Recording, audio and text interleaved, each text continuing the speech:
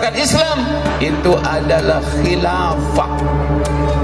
Demi Allah, khilafah adalah syariat Allah. Khilafah adalah syariat Allah. Demi Allah, khilafah ini syariat Islam. Ayatnya jelas, umat tidak punya khilafah sehingga umat tidak punya kesatuan pemahaman. Tidak sholat duhur sampai maghrib, habis waktu duhur dan asar waktu jamak, maghrib dieksekusi mati, hadirin sekalian. Setuju apa enggak? Ngeri, aduh ngeri amat. Ngeri kalau kamu enggak sholat.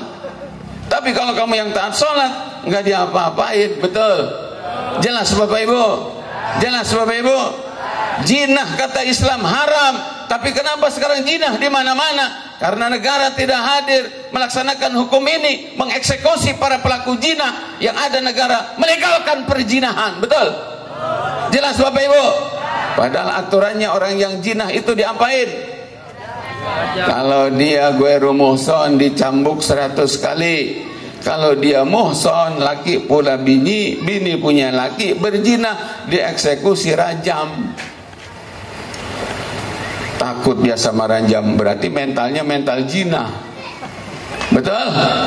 Jelas Bapak Ibu? Dihukum itu, dipermudah orang untuk nikah, diperketat segala macam celah yang mengarah kepada perzinahan. Negara hadir, hadirin sekalian. Maka Nabi disebutkan oleh Allah Ta'ala dalam firman-Nya, wa ma arsalnaka illa rahmatan lil alamin. Dan aku tidak mengutus engkau wahai Nabi Muhammad, kata Allah, kecuali sebagai rahmat, bukti kasih sayang Allah untuk seluruh alam. Sallu ala Muhammad, sallu ala Muhammad. Pertanyaannya, kapan Islam itu bisa menjadi rahmat bagi seluruh alam? Bisa menjaga nyawa, bisa menjaga harta, bisa menjaga akal, bisa menjaga keturunan, bisa mencegah terjadinya kriminalitas, bisa mencegah terjadinya kezaliman, kejahatan. Kapan itu bisa terjadi? Kalau Islamnya diterapkan, hadirin sekalian. Dan siapa yang bisa menerapkan Islam? Itu adalah khilafah. Demi Allah, khilafah adalah syariat Allah. Demi Allah, khilafah ini syariat Islam. Ayatnya jelas, hadisnya jelas. Imam Ibnu Hajar Al-Haythami di dalam kitab As-Sawa'iqul Muhriqah mengatakan, i'lam anna sahabah ridwanullahi alaihim ajma'u ala anna nasbal imam ba'dan kiradi zamanin nubuwah wajibun. Ketahuilah bahwa sesungguhnya para sahabat sudah berijma. Kita ini kan orang ahlu sunnah wal jamaah, betul? Orang ahlu sunnah wal jamaah itu Bapak Ibu, salah satu cirinya adalah menjadikan ijma sahabat termasuk hukum Islam. Jelas? Kesepakatan sahabat. Apa kata Imam Ibnu Hajar?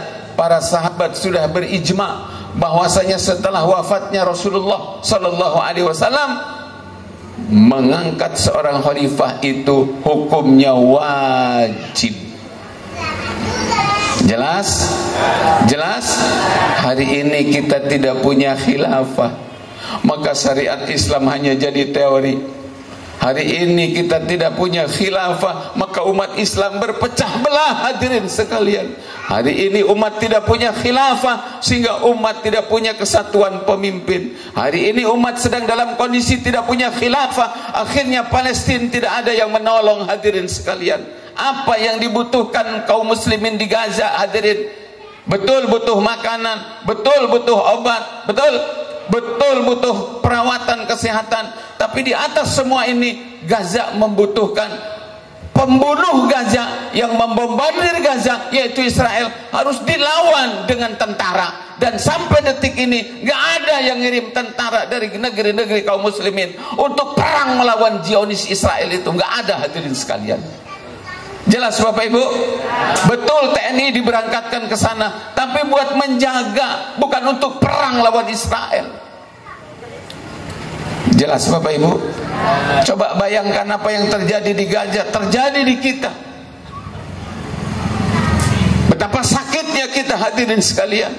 Bukankah kaum muslimin itu diibaratkan oleh Al-Quran sebagai kalbul yanil wahid, sebagai satu bangunan. Dalam hadis disebutkan sebagai kal jasadil wahid, seperti satu bangunan, satu terluka demam seluruh anggota badan. Betul?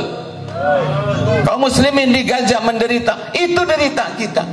Tapi penderitaan ini enggak butuh hanya sekadar diratapi, kasih solusi. Apa solusinya hadirin sekalian? Mengirimkan tentara ke sana untuk perang lawan Zionis. Jelas Bapak Ibu? Jelas Bapak Ibu? Kembali lagi. Jadi mencontoh bagaimana pola beragama, mengikuti Nabi itu adalah perkara prinsip. Tidak cukup kita ini hanya menyembah Allah, tetapi meninggalkan kanjeng Nabi sebagai teladan dan panutan. Betul? Jelas Bapak Ibu? Masih terus dilanjut? Masih sanggup? Sedikit lagi siap? Nah, kenapa Pak Ustadz katanya maulid di mana-mana disampaikan, tentang keteladanan Nabi disampaikan, tapi umat ini nggak kunjung mentaati Nabi, nggak kunjung mengikuti Nabi? Jawabannya adalah karena antara lain umat ini terjangkit penyakit taklid. Penyakit apa? Taklid. Kata orang Karawang mah tuturut munding, ya. Hidup nggak punya prinsip, kayak kebo, badannya gede, dituntut sama anak kecil nurut aja tuh. Bukan soleh, bukan taat, bodoh Bapak Ibu sekalian. Taklid a'ma. Maka maulid harus memastikan membuahkan itba. Itba itu apa? Ikut Rasul. Harus dari efek pengajian maulid ini menghapuskan penyakit umat, namanya taklid a'ma, taklid buta. Apa? Taklid apa? Taklid buta. Baik, sebentar saja. Selama penyakit taklid buta ini tidak dihempaskan dari diri kita, sampai kapanpun maulid, itu maulid hanya akan jadi cerita. Nabi tidak akan kunjung jadi teladan dalam kehidupan umat Islam ini. Jelas Bapak Ibu? Jelas Bapak Ibu? Taklid. Perhatikan. Taklid ini sesuatu yang dicela banget di dalam agama. Beberapa ayat, antara lain surat Al-Isra ayat 36. Wala taqfu ma laysa laka bihi ilm inna sam'a wal basara wal fuada kullu ulaika kana anhu mas'ula.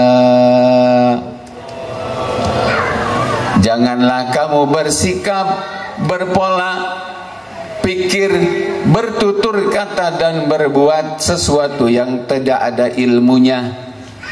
Karena inna sam'a wal basara wal fuada, sesungguhnya pendengaran dan penglihatan serta hati, kullu ulaika kana anhu mas'ula, semuanya akan ditanya, dimintai pertanggungjawaban.